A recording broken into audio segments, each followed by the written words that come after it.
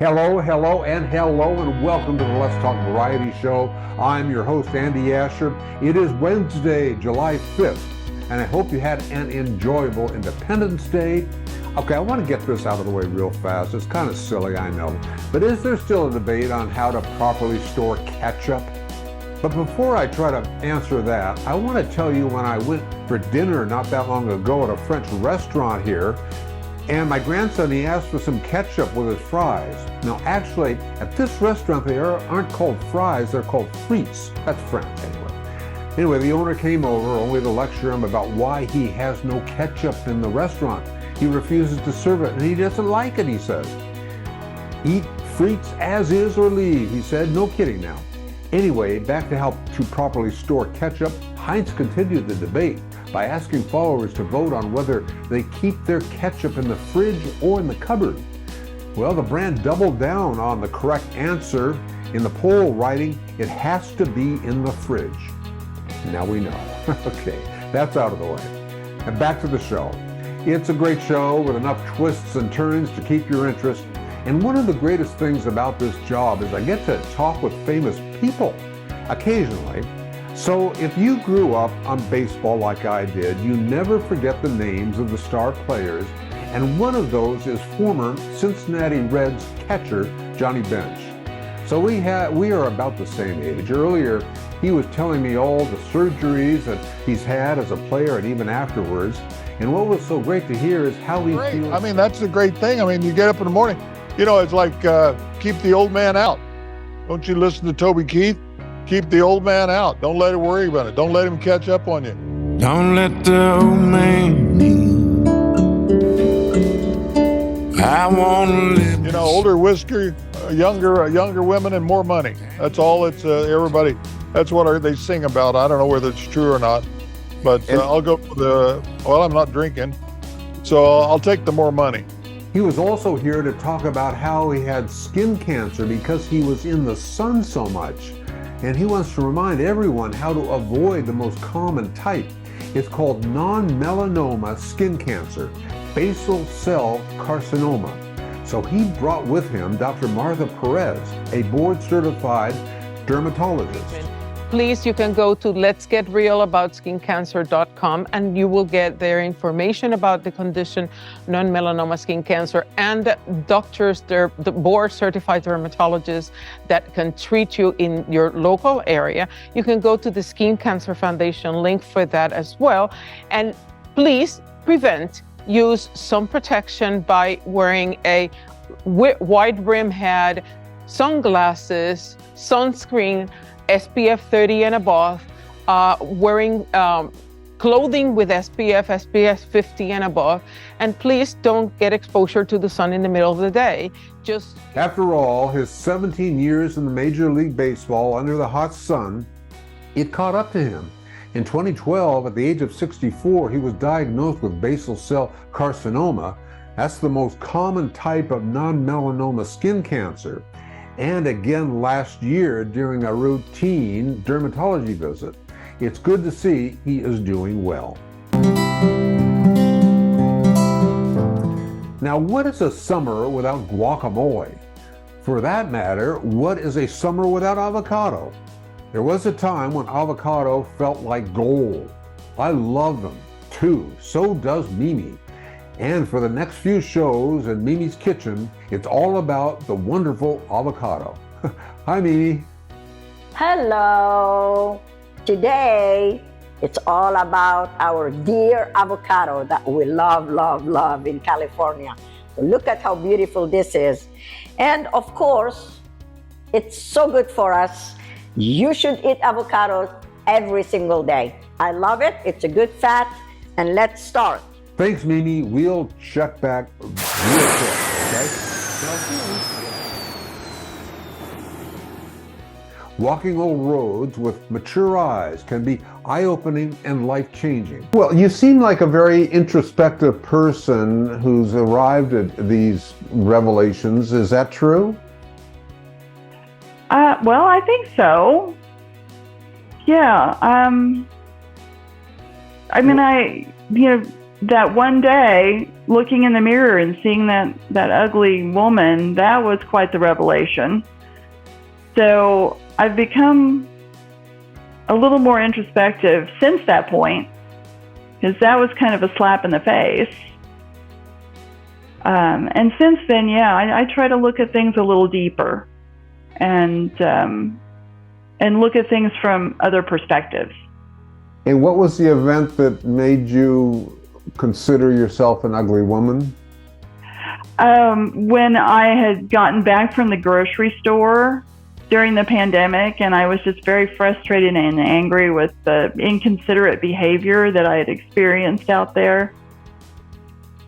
And which was, that wasn't the first time that ever happened, but that time just stuck with me.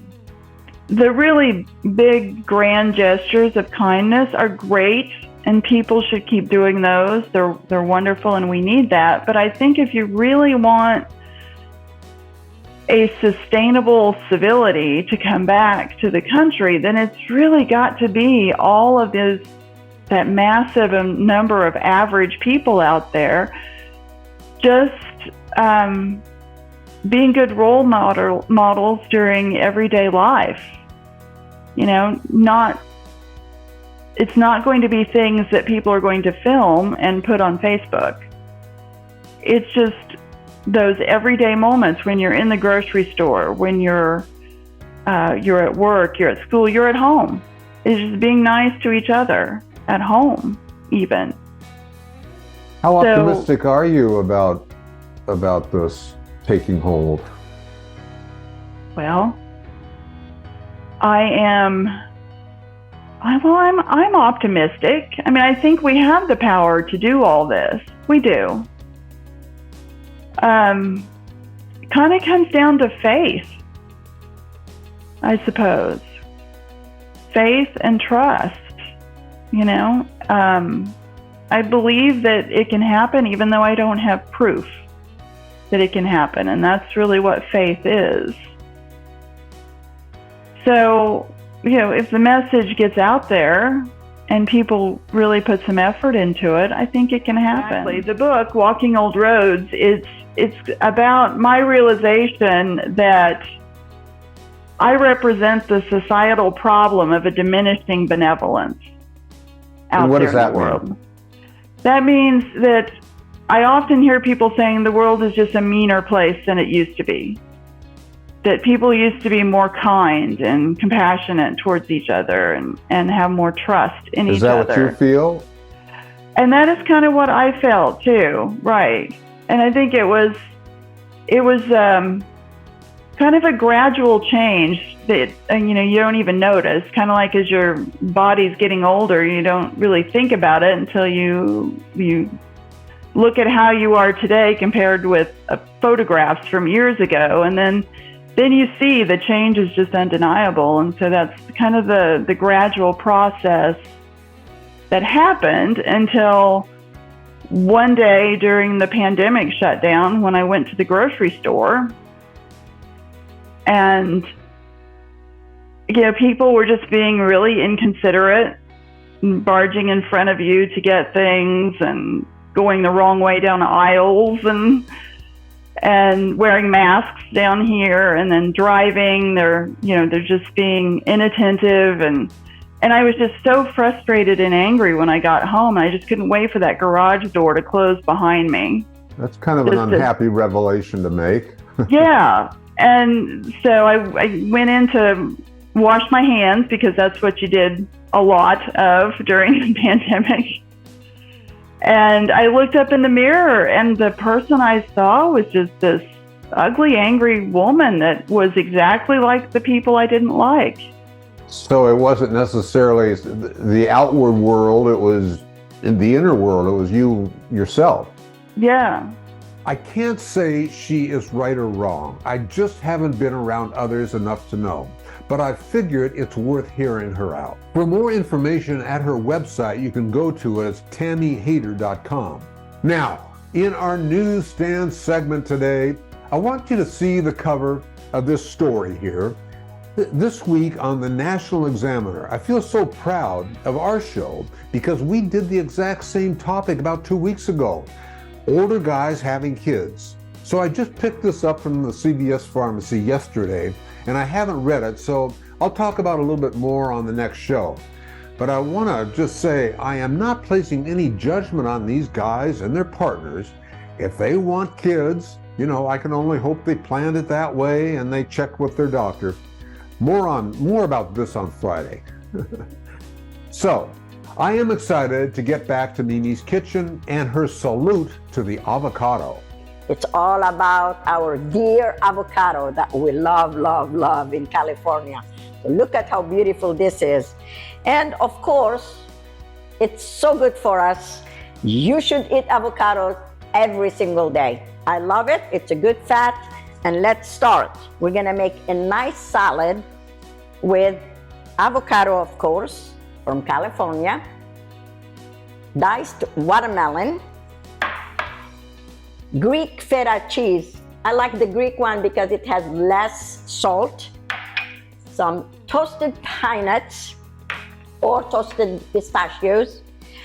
You can put some mixed greens in there, but I like the microgreens, which are, they are lighter and I love them. And they're just very good with this salad. Some Espelette pepper, French, and some fleur de sel to put, to season on it. Raspberry vinegar, amazing, so good. And extra virgin olive oil, and of course, basil. So let's start. So I'm gonna start dicing this. Don't cut your fingers. All right, you just dice this like that, very easy. All righty. You can put some lime juice on it so doesn't get like a brown oxidized on you, but since we're gonna eat it, I don't need to do that. So put your 2-3 cups of diced watermelon. Seedless is always better. Then you get your avocados in there, just like that.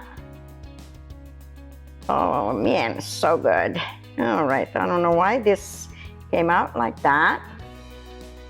Ooh, so nice and creamy. Okay, just scoop it and it's all diced. And you're gonna have a nice, beautiful salad with good fats. Here you go. Go like that. It's just so simple, but yet delicious. All right.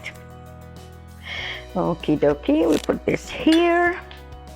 So you add your feta cheese. See how simple it is, but you're gonna love this salad. You put your feta cheese like that. You put as much as you want. I put like a quarter cup of, for 3 cups of watermelon, I put a quarter cup of feta cheese. All right. You put your microgreens like that, just on top. All right. Then you start adding your raspberry vinegar. You can use any vinegar you like, but I like the raspberry vinegar with this salad. You just drizzle it like that. You see? Not too much. Then extra virgin olive oil, just like that. You add your salt, fleur de sel salt, it's nice and crispy, and Espelette. This is for a kick if you like a little spicy. And last but not least, our toasted pine nuts for a nice crunch. Look at this beautiful salad in 2 minutes? Not even. Voila, You can stir it. I don't want to stir it. It's so beautiful. So I will stir it when it's ready to eat, to be eaten. There you go. Bon appetit, and I see you next time. Thank you so much, Mimi. We will see you on Friday. I want to thank you for supporting the show. If you liked it or you learned something new, I want to tell you 3 ways that you can support the show and keep the Let's Talk Variety show going, all right? Now, number 1, just get yourself subscribed. Every show, I am bringing inspirational guests who can teach or have something, interesting to share. So just take a moment to hit that subscribe button. And number 2, this is really the ultimate way to support the Let's Talk Variety show, and it takes less than a minute for you to do that. You can write something short and sweet like, I love this show. It's changed your life, or something you learned from it. I am not exaggerating that I read reviews every day, and every single one, whether it's short or long, it does mean everything to me. And the more reviews means the higher we rank on all those algorithms, which means bigger guests. So take a minute to leave a review. And then number 3, share the show with your friends. Just hit that share button. We live stream now on Monday and Wednesday and on Friday. I'm eternally grateful, and I want to thank you so much for supporting the Let's Talk Variety show. It's about productivity. It's about positivity and happiness and inspiration.